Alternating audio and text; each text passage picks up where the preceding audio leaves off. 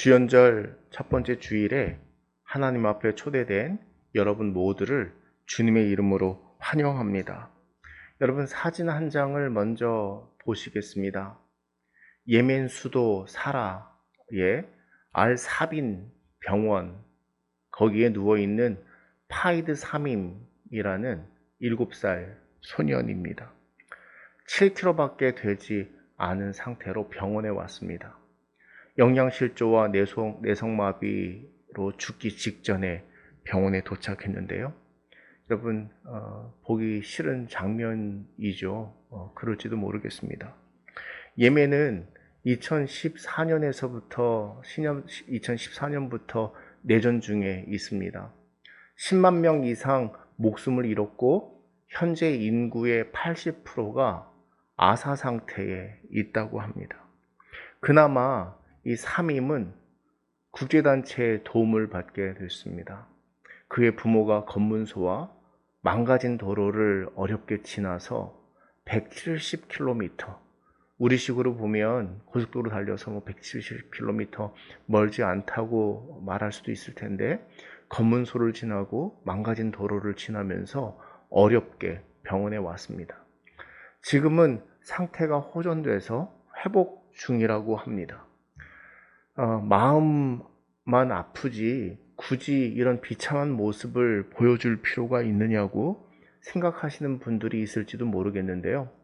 크리스찬은 십자가의 능력을 붙드는 사람이기도 하지만 주 달린 십자가를 바라보아야 할 사람이기도 합니다. 십자가는 금칠로 아름답게 제작된 작품이나 액세서리가 아니라는 사실을 여러분 기억하십시오.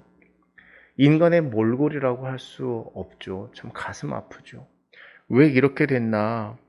하나님께서 생육하고 번성하고 다스리라고 주신 세상인데 이렇게밖에 만들 수 없었는지 묻게 됩니다.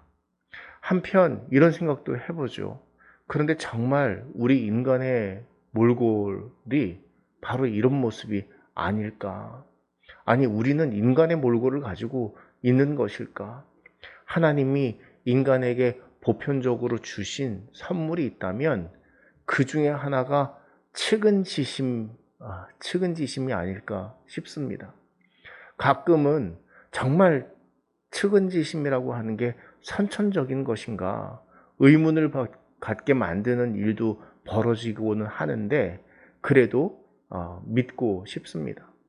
누군가를 측은히 여기고 불쌍히 여기는 마음, 그 선천적인 마음 때문에 다툼과 분쟁을 돌이키게 되고 전쟁을 중단하게 되고 서로 보살피고 보호하면서 인간다운 모습을 갖게 되는 것입니다. 타자의 생명과 나의 생명이 다르지 않다고 하는 양심의 경보음이 울리게 하는 것도 따지고 보면 측은지심입니다. 그런데 우리는 그것을 잃어버리고 흉측한 영혼의 몰골로 살아가고 있는 것은 아닐까. 그러면서도 외형적인 아름다움을 치장하는 데에는 몰두하고 있지는 않는가. 이런 생각을 해보죠. 정의나 미안해, 우리가 바꿀게. 이 챌린지가 진행되고 있죠. SNS에는 해시태그가 붙고 있습니다. 입양 전과 입양 직후와 또 입양 후 이 정인이의 모습을 보고 불쌍히 여기지 않고 분노하지 않는 사람이 없습니다. 그러고 보면 불쌍한 일에 대해서 느끼는 인간의 감정은 동일합니다. 죽기 전날 마지막 모습이 유치원 CCTV에 잡혔는데요. 이 사진 한 장을 보고 혼자서 오열했습니다. 한쪽 구석에 우두커니 앉아서 무감정 상태였고 아무것도 먹으려 하지 않았다고 합니다. 그래서 더 가슴이 타는 듯하게 아프고 슬프죠. 교사가 정인이를 품에 안고 음식을 떠넘겨 주려고 했는데 거부했다고 합니다. 의사는 너무나 고통스러워서 그랬을 거라고 말합니다. 정인이가 마지막에는 어떻게 느꼈을지 모르겠지만 교사의 그 품이 정인이를 사랑하는 우리 모두를 대신하는 품이라는 것을 알고 죽어서라도 외롭거나 아니면 버려졌다는 마음을 갖지 않기를 바랄 뿐입니다. 정치인들 중에서는 고질병처럼 정쟁에 일용하려고 하는 뻔한 속셈을 드러내는 사람도 있고, 이것을 이용해서 이익을 챙기려고 상수를 부리는 사람도 있어 불쾌하지만, 슬픔에 대해서 진짜 공감하고 불쌍히 여기는 대다수의 시민들이 있고, 또 시민들이 이것을 잘 걸러내리라 믿습니다. 어떤 유튜버들은 정인이를 그 부모가 양부모가 입양한 이유를 아파트 당첨의 가점을 높이기 위해서였을 거라고 이렇게 분석을 했습니다. 이렇게까지 생각하는 사람들이 있다는 것에 놀랐는데요. 세상이 보여주는 관심사와 가치관이 온통 어디에 있는지를 보여주기 때문에 그렇습니다. 온통 가치관과 세계관이 부동산, 잘 사는 것, 이런 거에 가 있으니까 그렇게밖에 보이지 않는 것은 아닐까요? 범죄심리 전문가로 유명한 경기대 교수 이수정 교수는 그런 것 같지는 않고, 행복한 모습을 찍어 남들에게 보여주는 것에 만족감을 느끼고 행복감을 갖는 성향에서 그 이유를 찾았습니다. 남들에게 행복샷을 보여주고 칭찬과 인정해주는 말을 해주면 만족하다가 현실에 돌아오면 불행한 삶을 살았을 가능성이 많다는 것입니다. 그들에게는 입양 판타지가 있었고 남들이 착하다고 칭찬하는 말 하지만 실제로는 감당할 수 없었고, 능력이 안 돼서가 아니라 너무나 이기적인 방식에 길들여진 탓에, 그리고 타자에 대한 태도가 이기적인 탓에 감당할 수 없었고, 그 영혼이 감당할 수 없었던 것이죠. 그리고 현실은 달랐기 때문에 후회하면서 악마 같은 행동을 했을 거라고 이렇게 분석했습니다. 입양한 부부, 안타깝게도 참 부끄럽게도 그들의 양가 부모는 모두 목사였고 독실한 크리스찬 가정에서 성장했다고 합니다. 또 신앙 안에서 이 두 사람이 만났고, 또 기독교 계열의 대학에서 CC로 만났다고 합니다. 그만큼 신앙으로 세워져 가는 가정으로서 기대했는데, 어쩌면 이들의 신앙도 남들에게 그렇게 보이고 싶은 판타지가 아니었을까. 금칠된 십자가의 축복, 번영과 축복, 그리고 번영과 풍요, 남들에게 보이는 행복, 세상이 부여한 행복에 길들여져서 그것을 따라 즐기려 했기 때문은 아닐까 생각해 봅니다. 불현듯 흰놈의 골짜기가 떠올랐습니다. 이스라엘의 예레미야에 나오는 흰놈의 골짜기는 이방의 가증한 신과 우상을 섬기지 말라고 하는 하나님의 계명을 버리고 자녀를 불살라 몰렉, 그 암몬의 신이죠, 몰렉을 섬기기 위한 도벳 사당이 있던 곳이 흰놈의 골짜기입니다. 여러분 생각해 보십시오. 자녀를 불사르기 위해서 제물로 바치기 위해서 그 골짜기로 데려갑니다. 자녀를 짐승처럼 대하거나 사물화하지 않으면 불가능한 일이죠. 어떻게 자녀를 불살라 제물로 바칩니까? 짐승처럼 대하고 또 사물화하지 않으면 불가능한 일입니다. 놀랍게도 이 흰놈의 골짜기 도벳 사당이 어디에 있었을까요? 놀랍게도 하나님의 성전이 세워진 예루살렘에서 불과 사리에서 오리 정도밖에 되지 않는 매우 가까운 곳에 이 도벳 사당이 있었습니다. 그 아래는 토기장이의 밭이 있었는데요. 흔히 하나님을 그 사람을 빚으시는 토기장이에 비유하곤 하잖아요. 예레미야는 토기장이에게 옹기를 사서 깨트립니다. 물론 하나님께서 이렇게 보여주라고 했기 때문에 옹기를 사서 사람들 앞에서 깨트립니다. 그것이 깨지고 나면 다시는 사용할 수 없는 것처럼 사람의 목숨이 그와 같다는 것이죠. 예레미야는 사람이 토기장이의 그릇을 한번 깨트리면 다시 완전하게 할 수 없나니 이 하나님의 말씀을 전합니다. 이미 흰놈의 골짜기에 있는 사람들은 하나님의 형상이 깨진 토기와 같은 존재가 되어버린 것은 아닐까요? 오늘날에도 흰놈의 골짜기는 교회와 사람들 중심 매우 근접한 곳에 있다는 것을 알게 됩니다. 사람을 상품화하고 사물화하고 이익의 수단으로 삼는 일이 어디 아동학대뿐입니까? 이기적인 삶의 방식과 전략을 따라서 누군가의 생명과 삶을 제물로 드리는 일이 세상 곳곳에서 도처에서 벌어지고 있습니다. 행복샷을 찍기 위해 물질과 번영이라는 우상에게 타자를 불사르고 있는 일들이 비일비재합니다. 예레미야는 흰놈의 골짜기는 죽음의 골짜기로 불리는 날이 분명히 있을 거라고 하나님의 말씀을 외치죠. 주연절 후 첫 번째 주일 성서 일과가 우리에게 전하는 하나님의 말씀은 세례 요한의 활동과 예수님께서 세례 받으시는 장면입니다. 주연절의 의미는 주님이 신적인 모습을 드러내시고 활동하시는 것을 기념하는 절기입니다. 주님의 현존하심을 믿음으로 깨닫고 그 사역에 부르고 계심을 듣는 절기가 바로 주연절이라 말할 수 있습니다. 세례 요한은 광야에서 죄사함을 받게 하는 회개의 세례를 전했다고 4절에서 전하고 있죠. 사람들이 요한에게 나와 자복하며 세례를 받았습니다.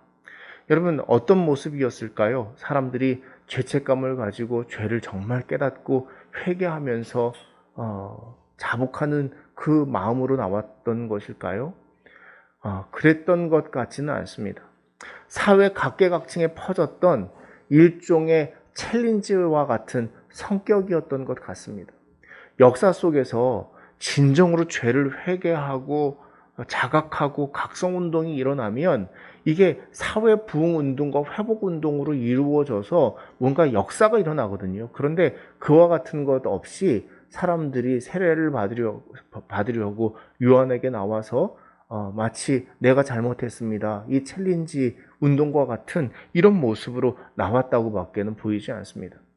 마태와 누가는 진지한 숙고함이나 결단과 각오 없이 단순한 챌린지 열풍에 그치는 혹은 유행에 머무는 것에 대해서 이 모습에 대해서 회의적이었던 것 같습니다.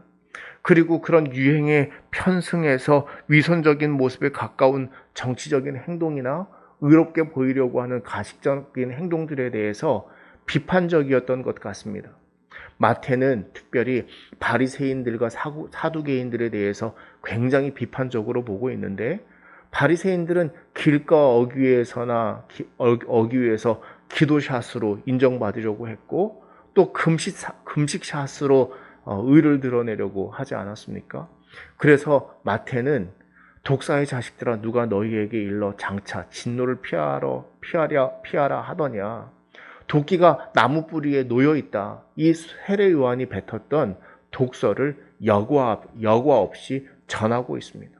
마가복음에서는 이 내용이 빠져 있죠. 그런데 마태와 누가에서는 이 말씀을 전하고 말씀을 요한의 이 독서를 전하고 있습니다. 그리고 누가는 어쩌면 한 걸음 더 나아가서 형식적인 말뿐인 회개와 세례에 대해서 요한의 독서를 또한 생략하지 않고 전합니다. 그러면서 더 구체적인 행동을 요구했던 요한의 외침을 말하고 있는데요. 두 벌 있는 자는 옷 없는 자에게 나눠줄 것, 그리고 세리는 부과된 것 외에 더 사리를 챙기지 말 것, 군인들은 강탈하지 말고 거짓 고발하지 말 것 등등 이렇게 구체적인 것들을 전하고 있습니다.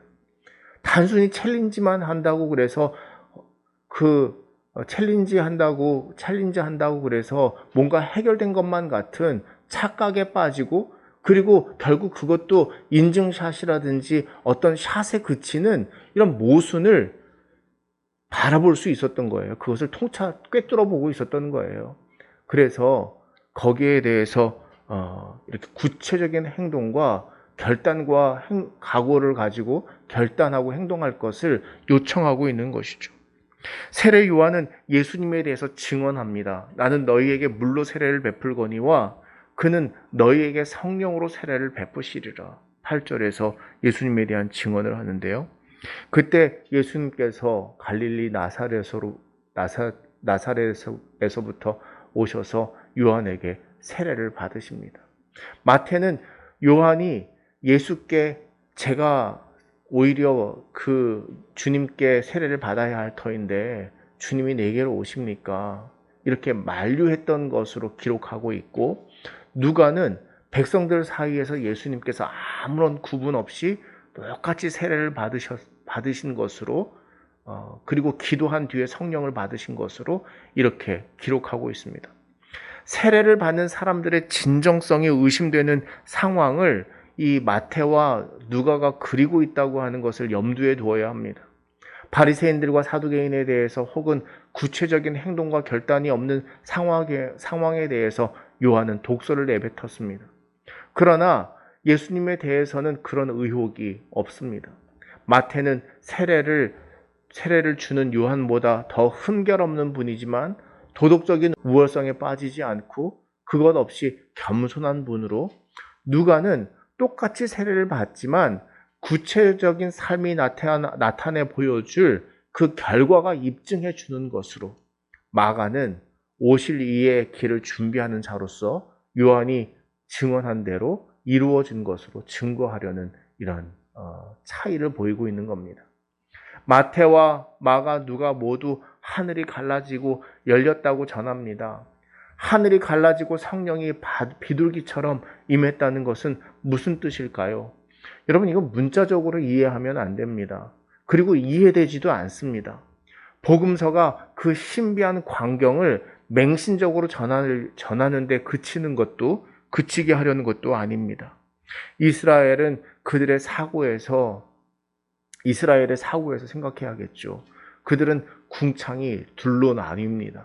하나님께서 세계를 창조하실 때 물과 물로 나누셔서 땅 아래 그리고 하늘에 두셨습니다.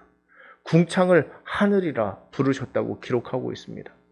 모세와 여호수아 그리고 엘리사를 통해서 아래의 땅 물을 가르게 하신 것을 여러분 기억해 보십시오. 홍해가 갈라지고 요단강이 갈라졌습니다. 그리고 마른 땅과 같이 건넜습니다. 이스라엘의 현실적인 구원과 약속의 성취와 능력을 나타내는 것을 의미하죠. 억압의 땅에서 자유의 땅으로, 광야에서 약속의 땅으로 나아갔습니다. 그게 물을 가르고 나아간 겁니다. 그런데 공강복음서는 예수님을 통해서 하늘을 가르시는 분이라고 증거하고 있습니다. 무슨 뜻일까요? 그것은 인간과 하나님 사이를 가로막힌 그 길을 하나님과의 교통이 이루어지도록 주님을 통해서, 예수님을 통해서 그 문이 열렸다고 하는 것을 우리에게 복음으로 증거하려고 하는 것입니다. 어찌 보면 굉장한 희망입니다. 하나님께로 나아가는 참 길이 마치 홍해가 갈라지고 요단강이 갈라지고 마른 땅같이 걸어가는 것처럼 우리가 예수를 통해서 하나님께로 걸어갈 수 있는 참된 복음, 이것을 지금 전하고 있는 것이라 말할 수 있는 것이죠. 참된 신앙과 믿음은 무엇입니까? 일상화된 폭력과 악의 평범성에 물들고 길들여진 채 우리가 세상을 살아갑니다. 세상에서는 악이 승리하며 세상은 변하지 않는다는 일상화된 절망감을 가지고 살기 일쑤입니다. 전쟁은 끊이질 않고 학대와 차별은 한 번도 멈춘 적이 없습니다. 인간의 욕심과 이기심이 만들어낸 거짓과 이간질은 끊임없이 평화를 위협하고 정의와 공평을 무너뜨립니다.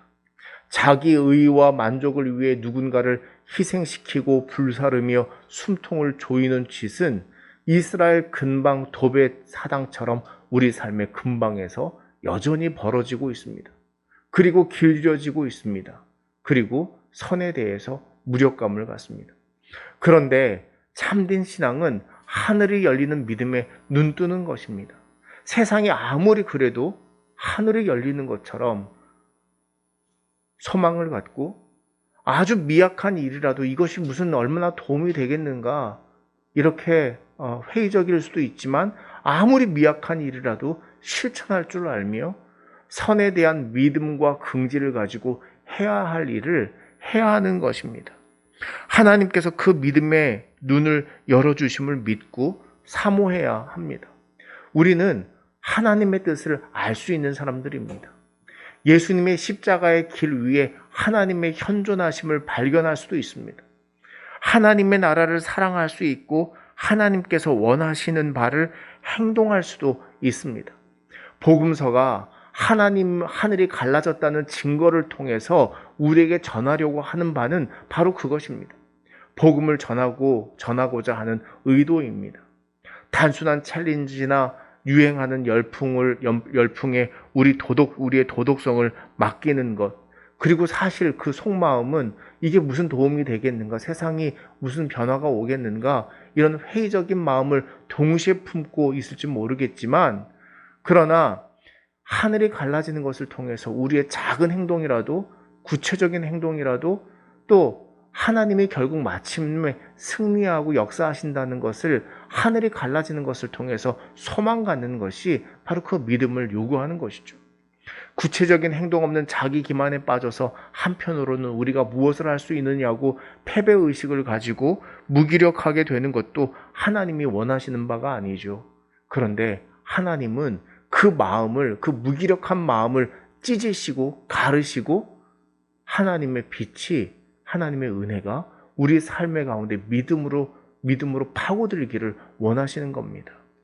11절을 보면 하늘로부터 소리가 났습니다. 너는 내 사랑하는 아들이라 내가 너를 기뻐하노라. 여러분, 이건 역시도 무슨 그 스피커에서 나오는 것처럼 그 어떤 큰 소리가 들린 것처럼 이렇게 문자적으로 이해해서 안 됩니다. 그 문자적인 이해가 예수님을 하나님의 아들이라는 도그마와 교리를 만들어서 믿게 하는 데 도움을 준 것은 사실입니다.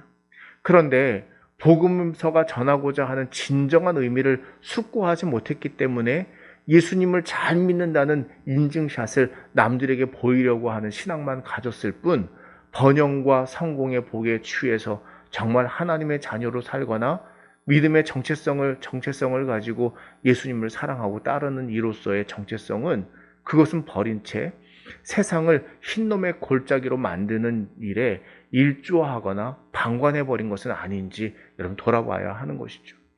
유대인들이 즐겨 부르는 노래가 있었는데요. 찬양이 있었는데요. 여러분, 우리는 이 시편을 그냥 읽지만 사실은 우리 찬양집과 같이 곡조가 있는 찬양집처럼 시편은 찬양집이라고 말할 수 있겠습니다. 거기에는 곡조와 은율이 있기 때문에 아카펠라와 같은 아름다운 하모니를 이루면서 아름다운 노래가 되는데요. 유대인들이 즐겨 부르는 찬양이 있었는데 1년에 한 번 이상은 꼭 부르는 찬양이었습니다. 그게 바로 시편 2편입니다. 여러분, 시편 2편의 7절 많이 읽어보신 분들은 아시겠지만 이 곡의 하이라이트인데요. 이 7절에 이 고백이 나옵니다. 여호와께서 내게 이르시되 너는 내 아들이라 오늘 내가 너를 낳았도다. 여러분, 그 클라이막스의 이 찬양을 부를 때의 그 감동을 생각해 보십시오. 너는 내 아들이라 오늘 내가 너를 낳았도다. 하나님을 온전히 바라보지 못했던 사람도 이 고백을 통해서, 이 노래를 부르면서 아마 하나님의 사람이라고 하는 정체성을, 정말 신실한 믿음으로 서고자 했던 사람들, 예배하는 사람들은 그 정체성과 그 기운을 믿음의 기운을 북돋았을 겁니다. 세상의 군왕들이 하나님을 대적하며 헛된 일을 꾸밉니다. 세상이 자기가 바라는 대로 되기를 바라고 권력을 행사합니다. 관원들이 또 여기에 일조하면서 돕습니다. 재판관과 고관들이 동조합니다. 그렇게 세상을 인간이 원하는 대로, 인간의 욕심대로 길들여지는데, 그런데 여호와의 기름 부음 받은 자는 그 권세와 권력을 가지고 거기에 동조하지 않습니다.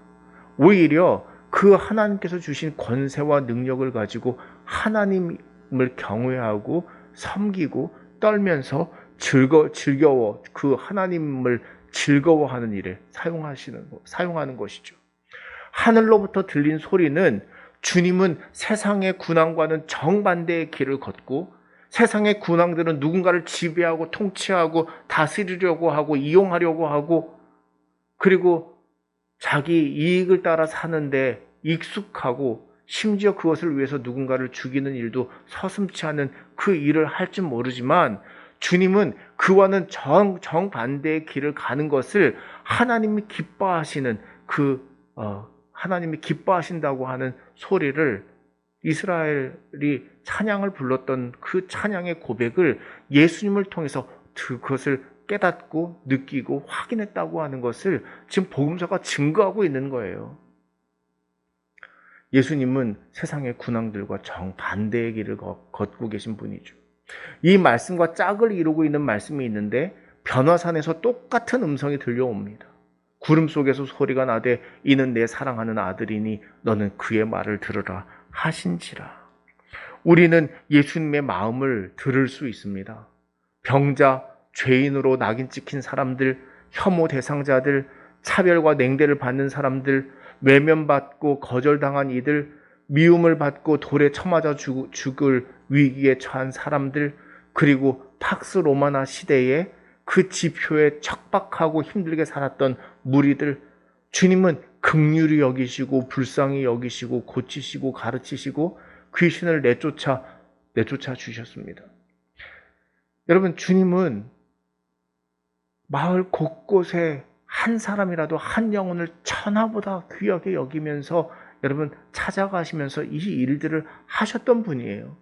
사람들이 원하는 바는 무엇이었을까요? 큰 힘과 권세와 능력을 가지고 혁명을 일으키고 변화를 일으키고 세상을 완전히 뒤집어 놓기를 바라는 것, 그러한 그리스도를 찾을 때에 여러분 그렇게 세상이 오지는 않습니다. 그렇게 하나님의 세상이 오는 것이 아니라 그것은 또 다른 폭력이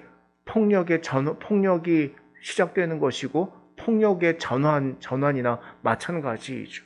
그러나 주님은 너무나도 구체적으로 한 명 한 명에게 찾아가셔서 한 명을 천하보다 귀하게 여기는 그 마음에서부터 하늘이 갈라져 주의 은혜가 스며들게 하시고 하나님의 아들이라 하나님을 아버지라 부를 수 있는 하나님 아버지 천부께서 너무너무 귀하고 사랑하며 찾으시는 이라 그 하늘을 이 땅 가운데 들여놓으신 분이 바로 예수님이에요.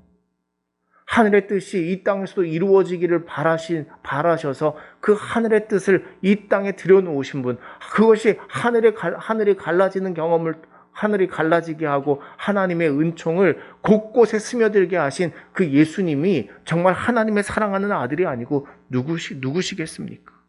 바로 복음서가 그것을 증거하려고 하는 것입니다. 예수님께서 이 말씀을 들으셨기 때문일까요? 여러분, 우리가 누군가로부터 인정을 받고 누군가로부터 좋은 말을 듣게 되면 또 남에게도 좋은 말을 해주고 누군가를 인정해 줄 수 있는 것이죠. 주님께서 이 말씀을 들으셨기 때문에 복음서가 또한 전하려고 하는 메시지는 주님은 사람들 가까이에 찾아가셔서 똑같이 말씀하십니다. 당신은 바로 하나님이 찾으시는, 오늘 귀하게 찾으시는 사랑하는 자녀임을 잊지 마십시오라고 하는 그 예수님께서 전하셨던 복음 아닙니까? 하나님께서 오늘 우리를 사랑하는 자녀로 찾으시고 부르시면서 하나님 기뻐하시는 일들을 우리가 해가기를 원하신다고 하는 것을 믿는 것, 여러분 이게 하늘이 갈라진 경험을 하고 체험을 하며 하나님을 예배하는 사람들이 체험하고 경험하는 믿음인 것입니다. 여러분, 사람들이 정의나 미안해, 우리가 바꿀게 챌린지를 벌이고 SNS에 해시태그를 붙이고 있습니다. 다시는 이런 비참한 일들이 일어나지 않도록 하자는 각성일 겁니다. 잠시 부는 바람이 아니라 정말 이 사회와 세상을 구원하는 일이 됐으면 좋겠습니다. 더 밝아지고 더 나아진 세상이 되기를 소망합니다. 생명의 연대와 관심을 가지고 생명 보호와 보살핌의 분위기와 그 여건이 확산되기를 바랍니다. 피아드 삼임이라는 7살 소년의 비참한 모습이 사람들의 양심을 깨우고 이렇게 돼서는 안 된다. 평화를 지켜야 한다고 하는 평화를 열망하는 바람이 불기를 바랍니다.